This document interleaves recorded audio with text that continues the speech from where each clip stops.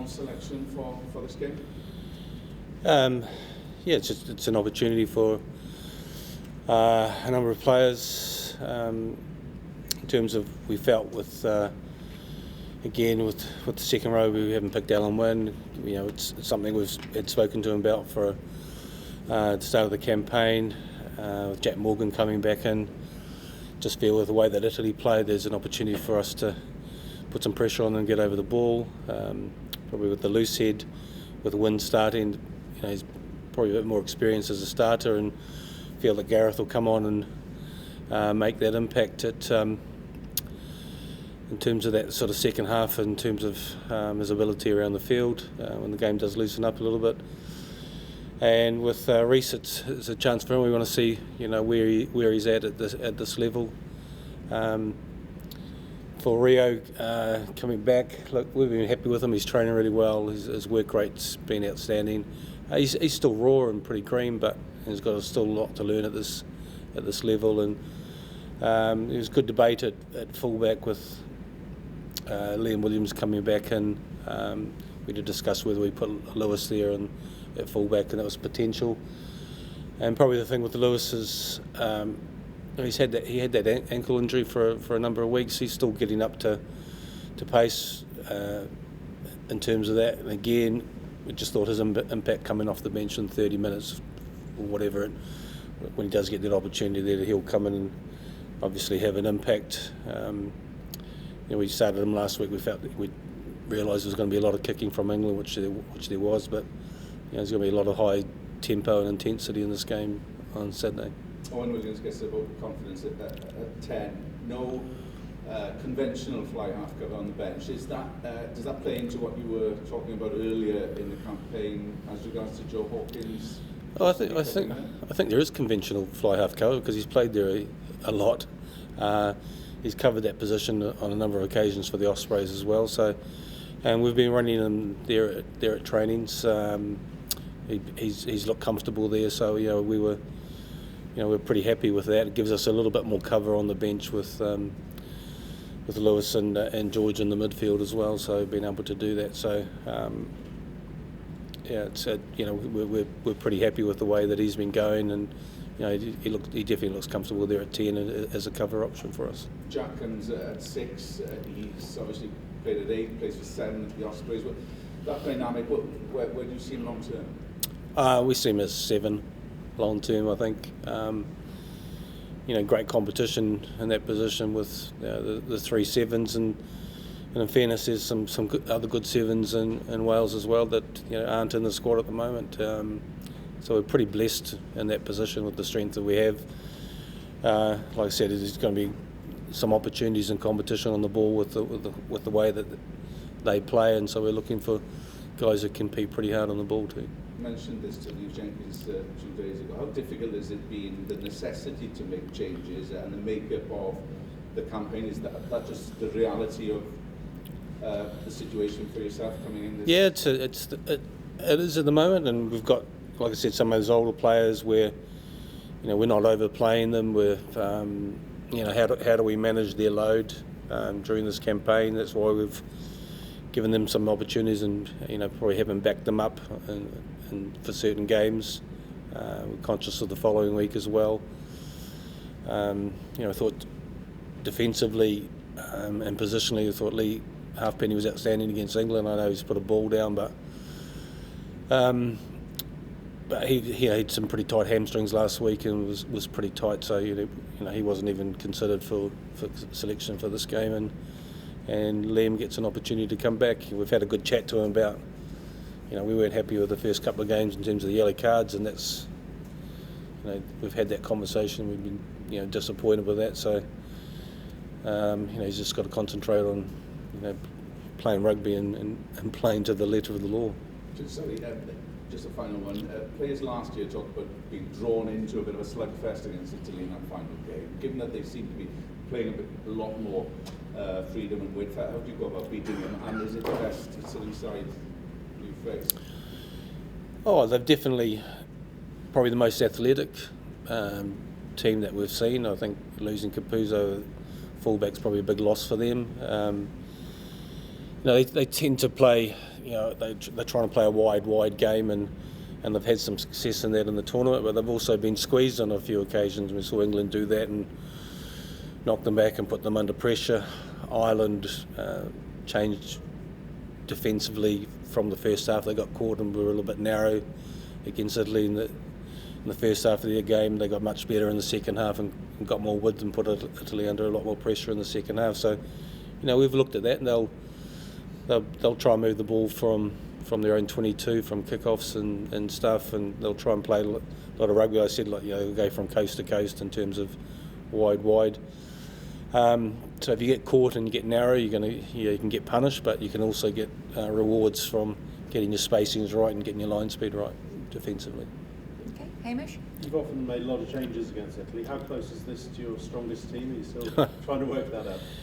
Yeah, we're still working through that. We're still, like I said, giving players the chance to impress, and there's a balance between sort of continuity and also giving those, seeing where some players are at this level.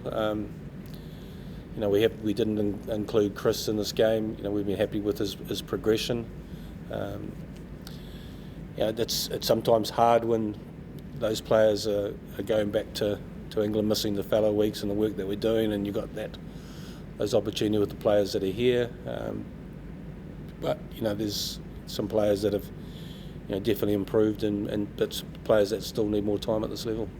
Given that you made changes, you kept the two young centres the same and a new potential role for Joe. Just how much does that say about them as a partnership? I think they're still developing. They've got a lot of work to do as a partnership, and that continuity I think was quite important. We've had lots of changes over a period and lots of different midfield combinations. So just trying to get some continuity there with that, and then the 9-10 sort of familiarity with that relation, 9-10-12 really with a bit with the Ospreys, that partnership staying the same. They've had time as a partnership in the past and in the 20s. Probably looking a little bit more from Josh Adams. Struggled a little bit against England because he was sick, and he was throwing up at half time, and that's why we made that change early, and probably wasn't as sharp as he could have been. Thomas Williams a little bit the same as well. Both of them had sort of weren't feeling 100% for that game, and and for this group, is a big opportunity for them to go out there and impress. Steph? Is Dan Bigger injured, or is it just a form selection? He's had a tight back and hasn't taken part in training this week, and so basically he's ruled out of selection. Just up front, in terms of Darth Jenkins, how impressed have you been with him in terms of his physicality? And I know we gave 1 or 2 penalties away against Scotland, but he seems to give you a bit of an edge when he plays up front. Yeah, he does. He's still a young player. He's still learning his roles in terms of calling the line-outs defensively and learning that. But he has got a bit of a hard edge about him, and for him the challenge is the pace and intensity of international rugby and coping with that. He's physical. He carries the ball well, and he's definitely got a lot of attributes in terms of improving over time, really. In terms of some of the younger players you push through, like Dav, Chris, Mason Grady, etc., is this at the moment a case of short-term pain for long-term gain? Are you quite excited by how good you could be maybe a couple of years ago? Yeah, I mean, that's definitely the thinking at the moment. We know we've got to go through that process. We're trying to keep experience around some of those younger players. We see some talent in that, and one of the things is, I've always said is that you can't coach experience. You've just got to. Sometimes that happens, and young players are going to make mistakes, and you've got to allow them to do that, and they learn from playing at the highest level and gain that knowledge and learning from international rugby. And so that's why for a number of them we've got to give them time in the middle. Just finally from me, Warren, in terms of the off-field stuff, has that been successfully parked for now? And are you what might be beneficial as well? You'd be away from Wales, away from the Goldfish Bowl, going to Rome, Nice, Paris. Is that going to be beneficial? Yeah, I think it'll be. We're taking sort of 33 players. it's the number that you'll have for the World Cup squad. So we're kind of having a little bit of a, what it's like in terms of that sort of preparation for later in the year.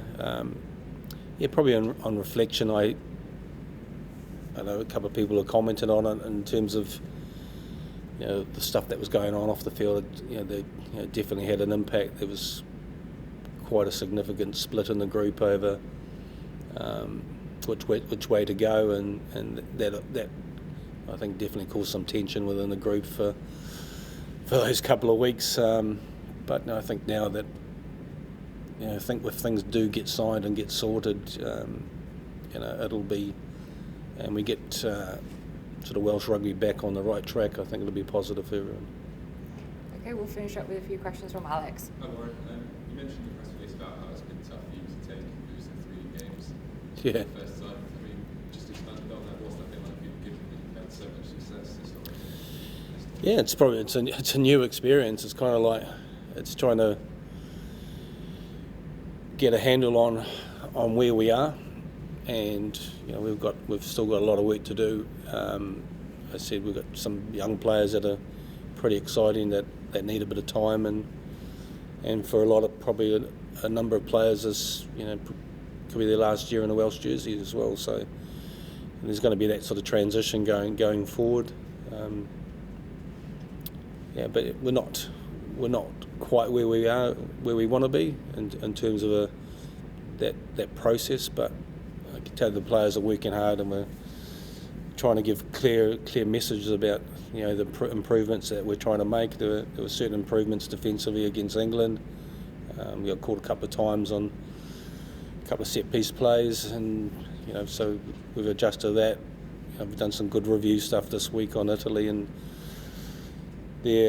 where their strengths are, but potentially opportunities for us from a defensive point of view, and things from an attacking perspective as well. It's sort of focused on the opportunities we've created. We've probably been a little bit lateral as a back line, so we've just been working on our setting earlier and trying to create more width and getting squarer as well. So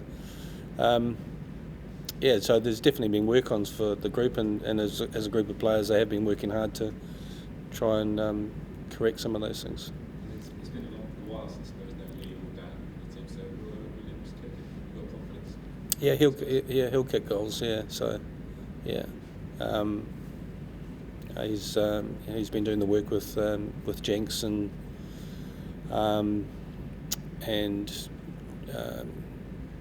Joe's been doing a lot of work as well for him, and kicking stuff out of hand too.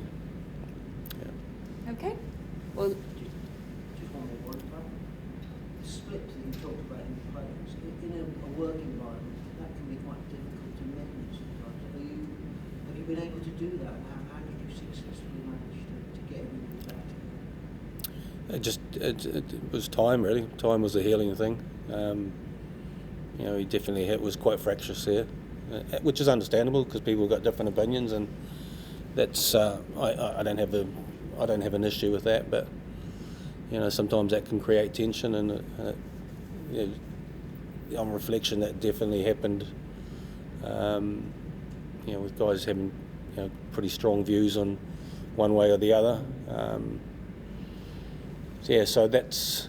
But I think from that in the last couple of weeks, things have definitely settled down, and probably the best reflection of that was the comments that Justin Tippett made to the group in terms of probably our body language. And if you look, there were big moments in the England game that there was no celebration from our players, no sort of slapping backsides or sort of congratulating guys on turnovers or things like that. So, that's kind of been a bit of the message this week, making sure that we do, as a group, celebrate good moments, whether it's on attack or defence, and congratulate players, and that definitely helps to bring the team together. But,